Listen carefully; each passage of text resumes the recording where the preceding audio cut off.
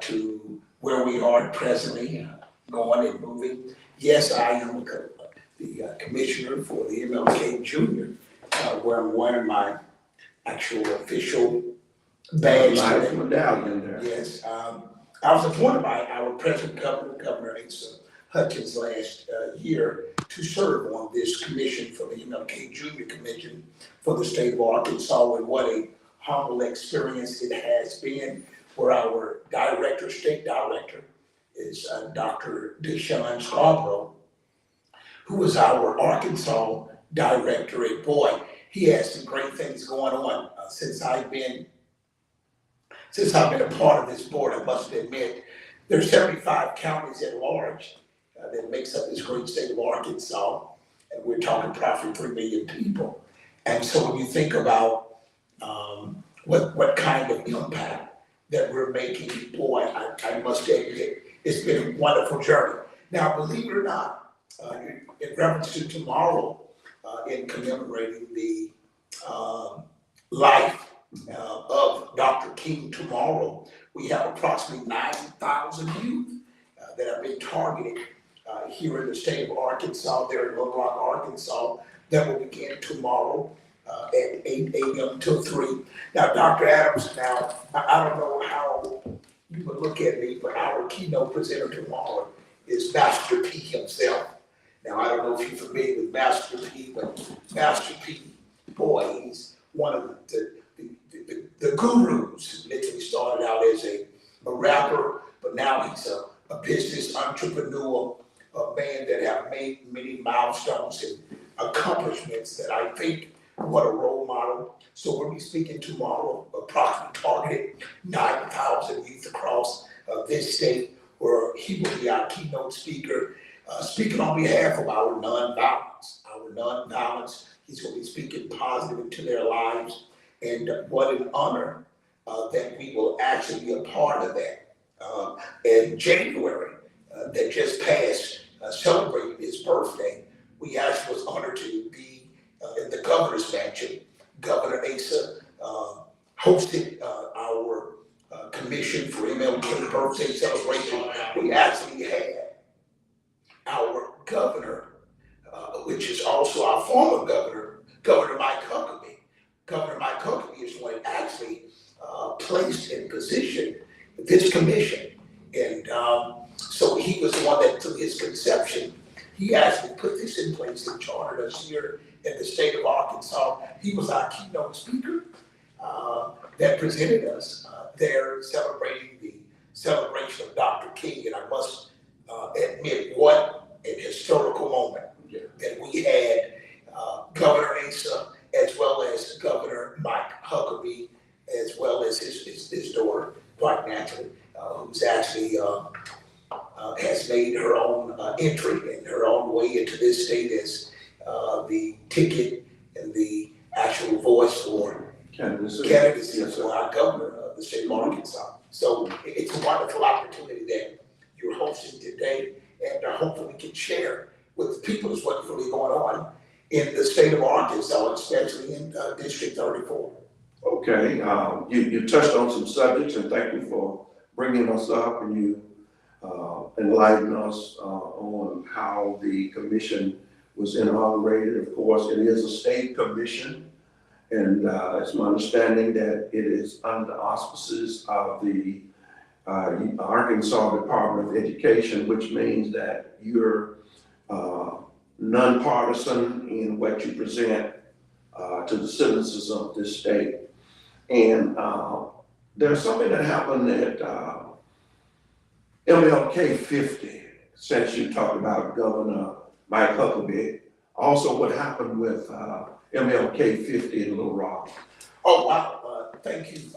One of the greatest things that actually happened under this 93rd General Assembly, under our president, Governor Asa Hutchins, who actually not only did he celebrate, but he actually separated the birthday of MLK, and actually gave him an opportunity that we in the state of Arkansas, out of the 50 states, we became the 48th state to celebrate Dr. MLK and having this day celebrated by itself where he had in the past had joined and had served in the same celebration month.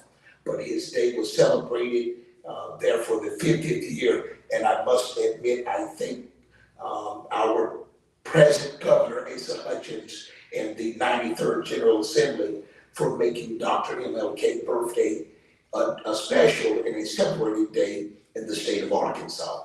And if I can remember, Commissioner Tobar, you presented the governor with an MLK 50 jacket, which he wore at the Capitol and put it on and displayed it as a token of showing that the citizens of Arkansas had come together to commemorate such a magnanimous occasion. Oh, absolutely. Matter of fact, Dr. Adams, thank you. Thank you for joining. Actually, you were able to join me that day. What a historical moment. What a historical moment, because you're right. There was a jacket, B Manufacturing, who actually presented that jacket. We had that jacket manufactured custom for our governor, because we felt like it was something to be a day of commemorating and cementing his leadership and his ability to show that because of the mere fact that Dr. King was not one who was an advocate for party, but he was an advocate for people. And because of him being an advocate for people, he crossed all lines, race, color, party lines as well. And I'm very thankful that our governor, I was kind of nervous that day, because what Governor Asa Hutchins didn't remember, that he didn't realize we actually got his measurements. We called to get his measurements. So when we actually had him to try his jacket on, he knew he wasn't aware that he was going to get a present that day. So when he put the jacket on, I remember him sliding in. He says, "Oh, the arm reach, it actually is a custom for me." So he was excited that day, because normally He's rather tall. very tall, his length of arms, and because that jacket was custom to fit him. And I must admit, when he opened and realized that the inside was silk red, and of course we placed it in the jacket as a commemorating of those, of the commitments, of the blood that was shed for those that gave their life in the struggle. I must admit that was our intent. But of course, when Governor Asa Hutchins, when he saw the red, he said, "Razorback red." So then we began to say, "Razorback red, Razorback red." Outstanding. So yeah, what a day that it was a fulfillment for the great state of Arkansas. And I must commend again, thank Governor Asa Hutchins and the 93rd General Assembly that made that day one of the most milestone days in the great state of Arkansas. No doubt about it, and it shows solidarity among people of all colors, races, creed, and not only that, but political persuasions, because at that celebration, there were independents, there were Democrats, there were Republicans, there were men, there were women, there were children, so the whole gamut of representation was right there on that MLK Capitol steps on that day. So that's something that we certainly can take forward with us and say that Arkansas is moving progressively forward on behalf of all of its citizens. Dr. Adams, and must I add, the photographer, Dwayne Mays, my campaign manager, along with you, had an opportunity, when I recall now, that the photographer, that actually the father, the son of the photographer, who was the photographer who actually allowed time to be captured there in Memphis throughout Dr. King's era. He was the leading photographer at that moment. And boy, to say 50 years later, his son, who was willing to travel with us. I think was it Hooks? And he got a chance to travel with us and the son of the photographer who made it very clear that his father had made a major commitment, and he actually was using some of the cameras to make it more of a commemorating day. He took a lot of photos, and I was very touched that we were still touching the piece of history. Right. Very fortunate through the lens as well as the blood that connected that unification era of 50 years ago. What a historical moment. Right, right. Now you're talking about some things that went on and with Governor Hutchinson, as well as other members of the Civil Rights Commission. My question to you is that, are you working alone? I understand, and we know that you're a candidate for District 34 House seat. Are you working alone? Are you the Lone Ranger of District 34? How do you perceive your platform and your candidacy first, as well as your platform? Well, when you talk about my ability, as far as I've never had to travel alone, I've never had to be alone in this journey, and I must start by simply saying I thank God that God has always been with me, and I must admit that there has been some probably moments in my life that when it comes down to a crowd, a visible crowd, I think that it may have been small, it may have been one or two that traveled, and I must admit that Mr. Dwayne Mays, dear friend and close friend of mine, who has traveled with me both far and near, 95% of my travel, not only has he accompanied me, but he actually drove. So he helped to make sure that I never travel alone, but I have a great team that has always centered around me, who has not always been in the front, but they've been in the back, working in the trenches, working for information that I would need to make me appear as though I'm smart at all given times, getting information. Like Robert Mallage, I must admit, Robert Mallage, I don't know if Robert watching live right now, but Robert Mallage, who that I must admit was a John C. Maxwell certified speaker. Robert Mallage and I go back a lifetime. I trust when he and I speak and when we get a chance to talk as we travel in the landscape of the district. Robert was the one that was able to point out with me as we traveled the actual landscape of our district. He said, boy, this is a lot of agriculture.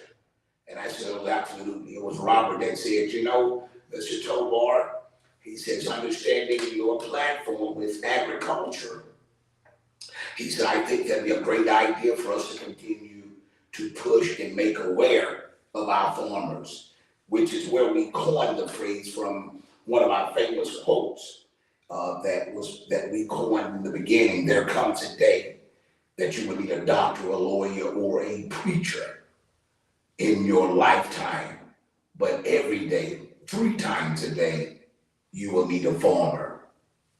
When we talk about the platform, we talk about the alliance of information that are Dr. Lee Adams, who would, in the background, always working in the background with information that will give us the ability to articulate,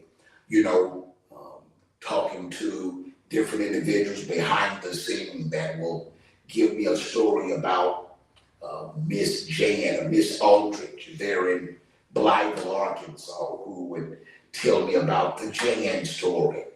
Oftentimes, when I listen to them, they help me to create and curtail and create a message. Sometimes my language, I've been told that my ability to articulate at times can lose people, whether it's fluid to me. Sometimes they say keep it simple. So when we begin to talk about the simplicity, Dr. Adams, I had a conversation with you as I was traveling after getting off the phone with Miss Donna Aldridge, how she shared with me the story and brought tears to my eyes about the young lady who was less fortunate, who did not quite have the education, who had several children, who did not have the ability to work, but yet was wanting a job, wanting to provide for her family. And so as Miss Donna began to talk to me and I told her I would not forget the story, I remember calling you and I says, Dr. Adams, I want to keep things simple. Can you help me to keep things simple because it's too complex? Because when we talk about the river, we talk about the railroad, we talk about the interstate, we talk about the airport, all transportation, but where is that really relevant when it comes down to the landscape of our district? And as you and I began to talk about it, I said, I want it simple that kids can understand it. And I said, like A, B, C, D, let's keep it alphabetically. Mhm. And I said, A, you said agriculture. B, you said business. C, community. D, development. E, for education.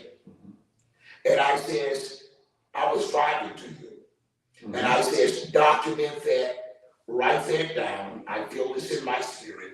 This is the landscape. This is the area that I've identified for the last several years that I've been traveling in this state, understanding the landscape. So that's how I was able to piggyback ride and to look at the lens of what it really is with individuals that surround me and surrounds me, that gives me information.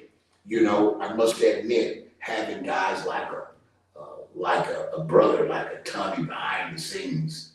A lot of people don't realize this when you talk about being by yourself. It means a lot when you have family. That's right. A brother like him that he's never on the front, he never makes loud noise, but boy, I must admit, Dr. Adam, he has never let me Very down. strong supporter. Oh my God. No doubt about it. Oh, every meeting whether he's physically there, I must admit, he's financially present, making sure that a lot of things go on.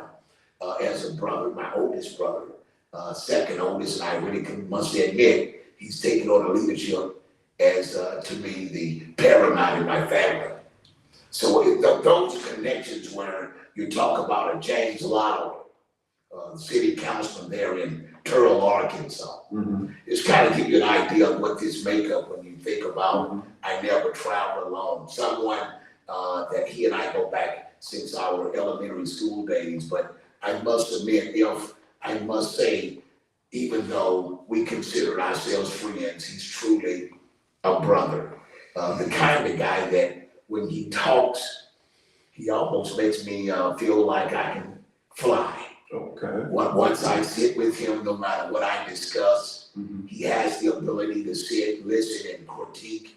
And yet, from afar or near, I've always been able to embrace him with his leadership. Again, standing behind the scenes. The list goes on. We even talk about a present guy that looks like he comes out of nowhere with a Superman cape on. His name is Lucas, or Stephen Lucas, who comes out and reassures us that we were trying to get not only this 78-foot trailer, cotton trailer to reflect as a reflection of our farmers, but yet we would use it as a mobile, turn it into a mobile site, turn it into a platform that we can speak. He, along with Nate Smith, would help me get that 78-foot trailer and paint it and prime it and place the actual tools and the lighting and the sound that has the ability that I can talk to hundreds and thousands from that. So when you talk about me traveling and having been blessed, having so many blessings, that is actually behind the scenes that works with me very close, I'm very thankful. So no, I don't travel alone, even though it might appear that there's one or two, but there's an army that's actually backing me. You talk about in Mr. Maurice Gaines, that hardly no one talks or sees, have coffee sips at maybe 11 p.m. or 1 a.m. in the morning, sharing information that will syndicate to me that he comes with a thought that reassures me that the information and the data that needs to be close. So Dr. Adams, I can go on and on when you talk about being my travel. Thank you. Okay, that's wonderful. That's wonderful, and I appreciate you sharing those very close, intimate friends and associates. I did hear you say something in your dissertation. It was about the fact that you appreciate the farmers, but you also told us about Miss Donna Aldrich and the story. And what I want to do is try to link that together, because I know people have to eat. Even though this is an agricultural community, the Delta of Arkansas, yet there are people in our beloved community who are like the lady, who don't have the means, who don't have the education, don't have the skills, but yet have the willingness and want to be contributing members of this Mississippi County Society, as well as the city, paying taxes and doing the thing that other citizens do. You absolutely What can we do? Is there anything that's in the pipeline that's coming up as a candidate who is championing economics and business?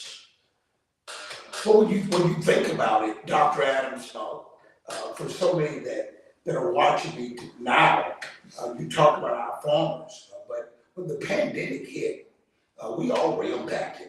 I mean, everyone's at work were impacted. I mean, it didn't matter whether you was red, yellow, black, white, rich, poor, educated, non-educated. It really didn't matter where you were. If you were in the United States of America, you were impacted by COVID.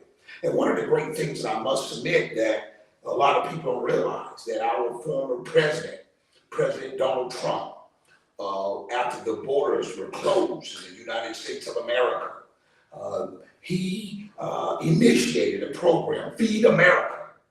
And through that Feed America program, it was initiated because of our farmers.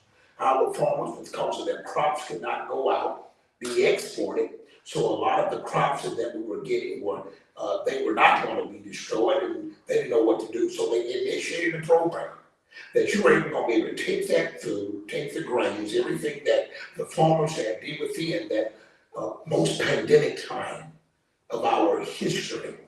So I was very fortunate to partner a team where Team Tobar 55 then was known, which is presently now Team 34 because of our district has been changed through our redistricting. But our team were able to champion for 6.5 months, 780,000 pounds of food that we distributed 780,000 pounds of food over 6.5 months that we were able to serve not only our district, but we were able to serve throughout the state, Arkansas, Mississippi, Missouri, as well as Tennessee.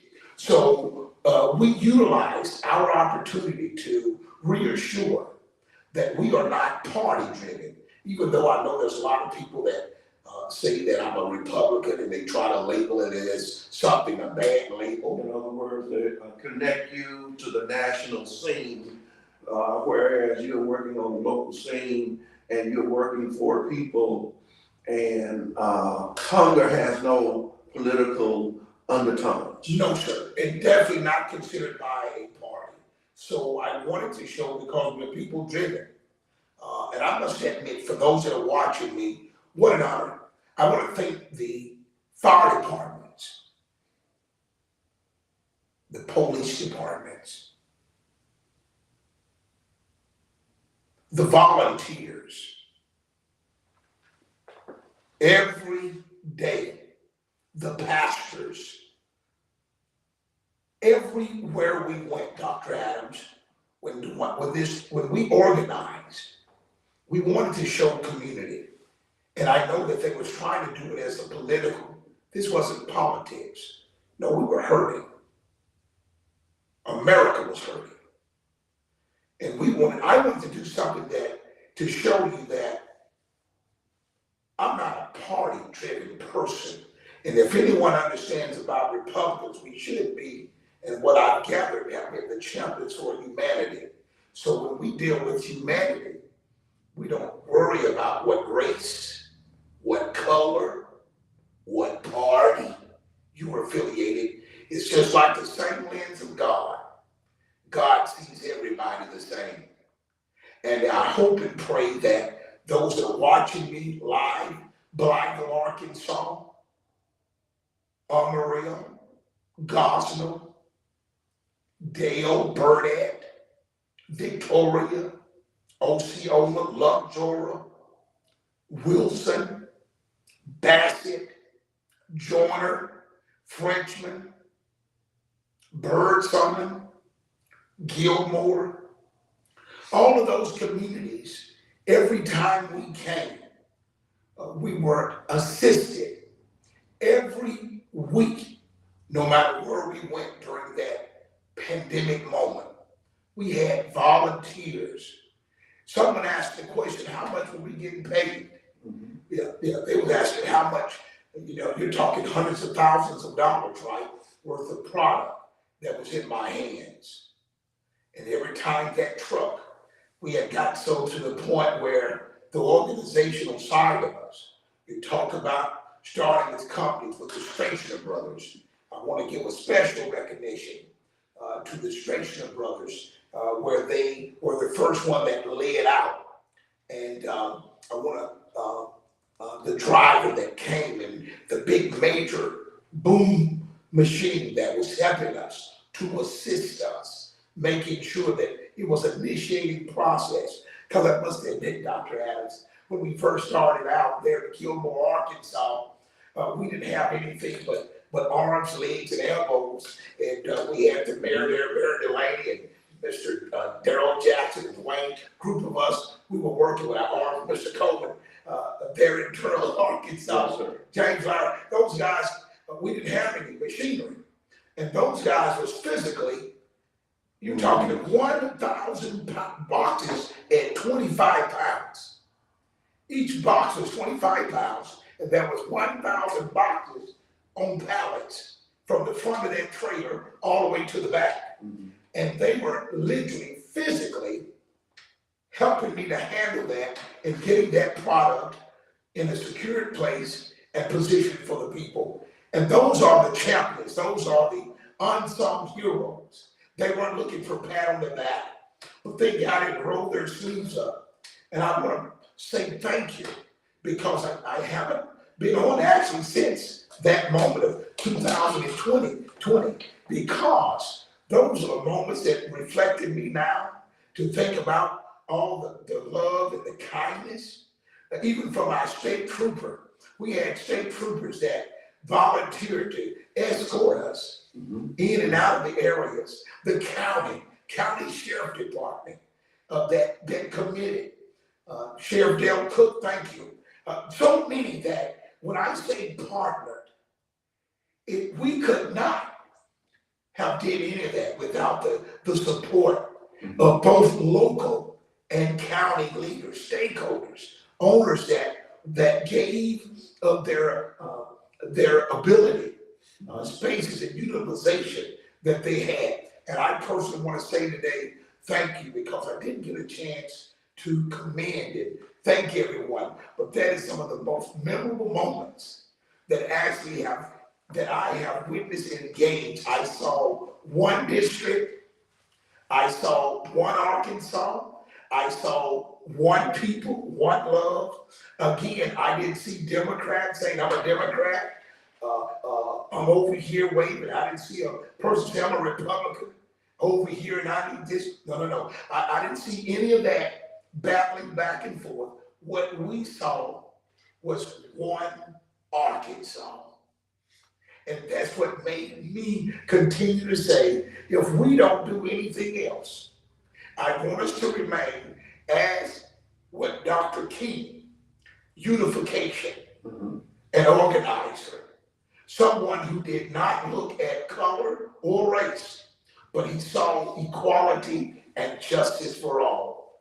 And when we serve people, if we can do what the greatest song has always said, if I can help somebody as I travel along, if I can cheer somebody with a word or a song, if I can even show a traveler that he's traveling wrong, then my living shall not be in vain.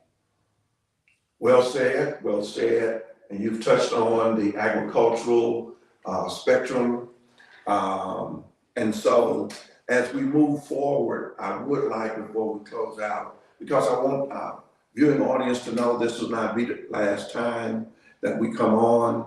We want to bring to you on a weekly basis some other aspects of Commissioner Tobar's life and his public service. But one of the things that I do want to touch on is him being an advocate for business. And if you would touch on that, I would certainly appreciate it. Well, Dr. Adams, thank you again. I've been humbled. I shared a story just yesterday, how very blessed and fortunate that I am. I've had the privilege of working in various businesses, various jobs, and boy, have they been good to me. They let me stay more than a day. I don't think I was worth the pay, but they allowed me to work for them. And boy, I tried to act like I appreciate the pay, right? And they always overpaid me. But understanding business, it's good business. Mm-hmm. I understand what good business is, no matter where you are, no matter who's doing it. Mm-hmm. But when you talk about good business, oh, it's a win-win scenario. You know, I'm very humble to say I started business over 20 plus years ago. I left some of the greatest Fortune 500 companies where I was privileged to work. And I decided to go into business for myself. Boy, what a humbling experience. And I must admit, I remember leaving my $100,000+ last job that I worked in the public. And I got my first contract in my business. And Dr. Adams, I made $500 a month. A month. And I must admit, What a windfall. oh my God. And I must admit, Mr. Lowry, I know he's probably watching me, but we went out to a famous restaurant for a dinner to toast that night. And I will never forget the meal cost more than what I had made the month. And but I said to him, we had a cheers and we said, tonight, it's this amount, but it's the start. And one thing I can say about the American dream, one thing I can say about anyone that is watching me live, it really doesn't matter where you live. It really doesn't matter where you come from. If you have a dream and a vision and a desire to start your own business, as we always say, pull your own bootstraps up and start to going and thriving for your dream, I can honestly tell you from firsthand experience, you can live your dream. Dr. Adams, when I started, I promise you, I started out with one small contract at $500 a month.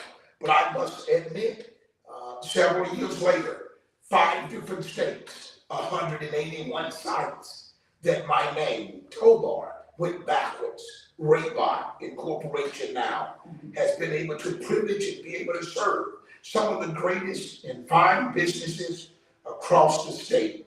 I've had that privilege. And I understand that when I talk about business, I know if you're small or large, when you have this kind of ability, people love good service. They love good goods. So if you have a goods or a service, a way of providing, why don't you start it? Don't worry about how small it is. Do your best. And no matter how it looks, I promise you, if you're doing something that you love, that you're doing, someone else is going to appreciate it. And yes, the value of that oftentimes is greater than sometimes you can ever put a price tag on. So when you talk about business, I've been working along my guidelines when I actually filed just in 2020. For those that probably remember that, one of the largest names, household names, that I must admit that when I filed in 2020, you all remember the former candidacy for the president. His name was Mike Bloomberg. And boy, I got a chance to meet Mike in person. He wanted to talk to me. I think he thought I was someone else, but he was determined. Dwayne was telling me, Mr. Tobar, Mike Bloomberg is trying to get your attention. And I was saying, he doesn't know who I am. And he kept saying to me, Mr. Tobar, and sure enough, that was Mike Bloomberg pointing and directing me to him. And at the end of the conversation, I must admit, Mr. Mike did not speak to anybody but the news media. But he had a privilege and he wanted to talk to me. After talking to me in such a very personal way, I must admit, he encouraged me and he inspired me. And even though I welcomed him, even though our governor was in China at the time, I welcomed him to the great state of Arkansas, wondering how in the world, out of all the 50 states, would he come to one of the smallest yet richest states in America. And he shared it was a day of opportunity that he wanted to file and throw his name in the hat. As he and I talked about it, he said that he felt like that I had done some great milestones in my business. But I must admit to him, Dr. Adams, I said I hadn't made my billion. And boy, Mike leaned back and said, when I got to 57 billion, I stopped counting. Boy, I often say it, Mike, thank you for giving me an opportunity, personal moments that I must admit, doing business, when I understand that business is very good in our district. Matter of fact, tomorrow, in our community, in our district, we're actually getting ready to have a personal meeting that is going to make some great changes, doing some development that I've been working with a company called Chime Solution. Chime Solution is a telemarketing, one of the second largest actually telemarketing in the United States. We're very privileged to be able to sit at the table. We're going to be having disclosed moments, talking about them coming to Arkansas, to District 34, over 900 jobs, where we'll be discussing how we can create jobs in our community, in the state of Arkansas. I say it again, Dr. Adams, this is fresh information. Chime Solution, we will be talking with our stakeholders, not only from our local county government, but also our economic development from the state of Arkansas, sitting in that private section where we'll be talking, engaging on how we can bring jobs, that how we can fit the landscape right where we are. Dr. Adams, when you talk about business, oftentimes we see businesses that come into an area and, we have to try to outfit for them. But we're talking about bringing jobs that they are the outfit for the people that are already there. Isn't that amazing? Yes, sir. We talk about jobs and creating jobs. Oftentimes we say, these major jobs are coming. A lot of times our people are not prepared. They're not trained. And sometimes, yes, they don't have the education. They don't have the degree. And oftentimes they're looked over. They're picked over. And other people that come in our community, they get those $100,000+ jobs. And that money doesn't stay in our county. It doesn't stay in our community. And boy, it doesn't oftentimes stay in the state. They go away and they'll buy a trailer. They might rent an apartment. And then they'll drive when they possibly 3 days on, 4 days off, they'll go back and spend their money where they've purchased nice homes. Children are not in the school district. Those tax dollars are not staying. But yet we have so many hundreds and thousands of people that's sitting right less than 5 minutes away, 10 minutes away from these wonderful, high-paying jobs, and they're not the recipient. So what we decided to do, during my ability to work, how we can help sit down at the table and talk about and bring in businesses that we can identify the climate, identify, no, you may not can work at a steel mill because it's going to take maybe 18 months. It might take 2 years. It might take 3 years, and all of that in the past. But when we talk about identifying now, where Arkansas, Eastern College has partnered there in the steel industry, where they can put a program and have identified right there in Blythe that an individual can go within 9 months, Dr. Adams. Senator Boozman came and I had an opportunity. He called for Dwayne and myself to be a part of that, to walk with Dr. Shinwell there. And they spent a couple of hours that day on that campus, identifying how an individual can go to that facilities. And within about 9 months of training, they can get the tools and automatically be able to connect and go into that program and go into the steel industry. And you're talking 70 plus $60,000-$70,000 entry. Wow. Isn't that amazing? Yeah. Isn't that amazing? So when we talk about understanding the landscape of District 34, I understand that it is time for us to be more focusing on the people. I consider it a low-hanging fruit opportunity. See, it's easy for you and I to look at and identify the demographics, but if you can continue to bring businesses that has not identified the demographics to say, how can we better fit the needs of that community? Then we're going to continue to get more people who do not live in the community. Dr. Adams, there in the south end of the state of Arkansas, there's a company, they're working in this turtle area, over 1,900 acres. They're building a solar power system. They're in Turtle, right there, that Turtle exit, down at that Turtle, Highway 42. Oh my God, you're talking about over 1,900 acres that they're putting in a solar power system. And I must admit, I had a privilege of traveling and getting on my buggy and getting on the four-wheeler and traveling with the managers down there. And Dr. Adams, I'm talking about oh my goodness, I was having fun. It was actually, I'm gonna be real with you, it was a lot of fun. I was riding on four-wheelers and these tractor things, and they let that mud splash up on me because of that weather. It's all open, right? And you could see the work, what was literally taking place. And they're going to be in that area for over a year plus, putting up over 1,200 jobs down in that community, creating an opportunity just about 15 miles to Marion. I don't know if you're familiar with Marion, but they're going to be also making that exit about 2 years down the window. They're going to be going right down to Marion, Arkansas, creating the same opportunity. I think there's about 1,200 acres that they're going to put in another power solar system. So when you talk about, again, which goes back to farmers, stakeholders, understanding there's more to a farmer than just driving a tractor. There's more to farming than what we think about just soybeans and cotton. You're talking about innovating.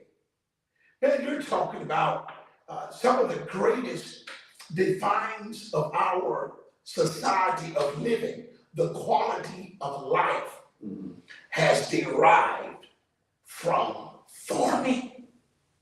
So when we talk about business, I understand that this is something that I would like to continue to serve, would like to continue to work with the landscape of our district throughout the state, because whether you're small or large, I promise you, you're impacting our state, and that's the great state of Arkansas.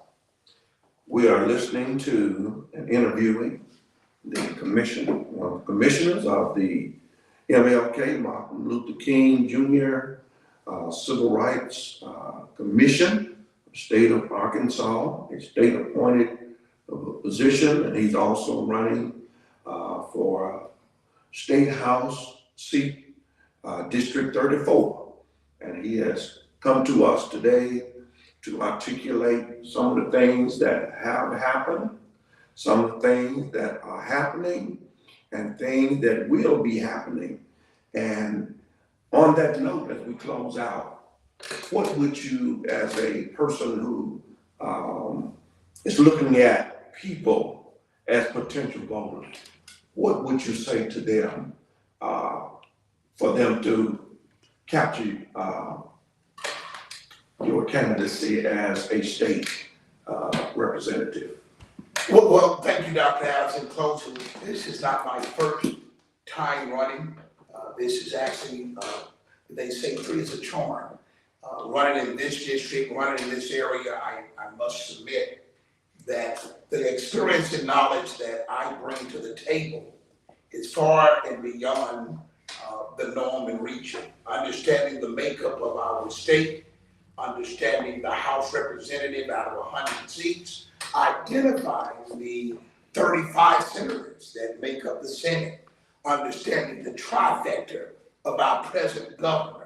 I really understand that over the last several years of my life, I've been very privileged to have had the opportunity to work in the framing. And I think that in this candidacy that we're approaching now, that is going to begin for May the 9th, up until May the 24th in our early voting process for our primary.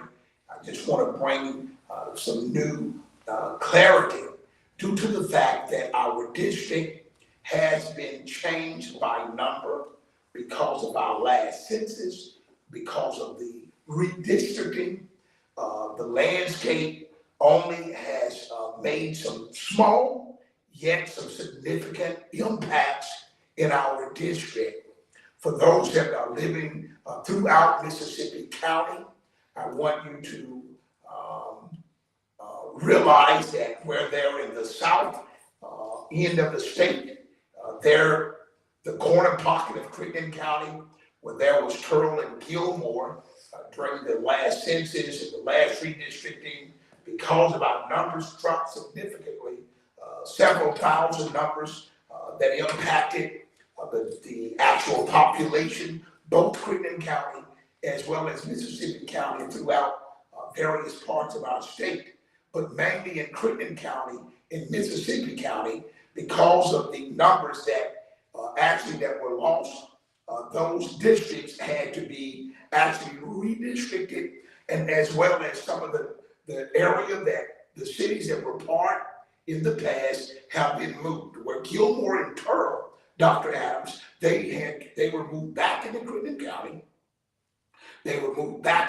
County. But where Birdsong, now for Mississippi County, the new landscape for District 34, which is now Birdsong, Frenchman, Joyner, Bassett, Wilson, Arkansas, Osceola, Arkansas, Luxora, Burnett, Victoria, Blytheville, Amarillo, and Gosnell. That is the new makeup of District 34. And for those that say, well, I was always in it, for those that are joining me for the first time, because there has not been a lot of information, for those that are in OCO, your former representative was Johnny Rye. Johnny Rye, because of the redistricting of the new redistricting, no, Johnny Rye is no longer a part of that district. We are not running against Johnny Rye. Johnny Rye is not a candidate no longer for the district, because District 34 has now been carved with 90% of the district now consists of Mississippi County only. So for those that are in the Johnny Rye district, you are now included in District 34. And for those that are in Blytheville, those that are watching me, that's from the Gulf Link, they're in the River Manor area, from the Briarcrest, they're in Osceola, your entire area all the way back to the country club, you are now part of the district. for you that are in Blytheville, Arkansas, from the north side of Franklin, you are now embraced going back to Yarborough, there to the country club area, all the way back to Gosnell, Arkansas. You are now included because it was broken into two parts, but now you are presently part of District 34. So for you that have not seen me in your neighborhood voting with my canvassing for the last 2 terms, that is because you were not part of the district. But guess what? I'm coming to you. You should see me, you should see my team knocking on your door. We should be putting material out. I want to say hi for those that are in the area. Got a chance with Team 34 this weekend. We were able to put out literature as well as canvas, Dr. Adams, and I must admit, thanks to the love that was shown to me. Thank you. A lot of horns was blowing. People got out of their cars. Some hugged me. Was glad to see them. I want to say again, thank you for giving me an opportunity. I'm looking forward to serving you. And because this is our first time, I'm looking forward to being back here on your show, Dr. Adams, sharing with some things that we have in store for District 34. May God bless you. Thank you. You have been listening to Crossroads, where North and South meets East and West. Thank you so very much. I want to let you know whatever you vividly imagine, ardently desire, and enthusiastically act upon must inevitably come to pass. A quote from Mr. Paul J. Meyer. God bless you.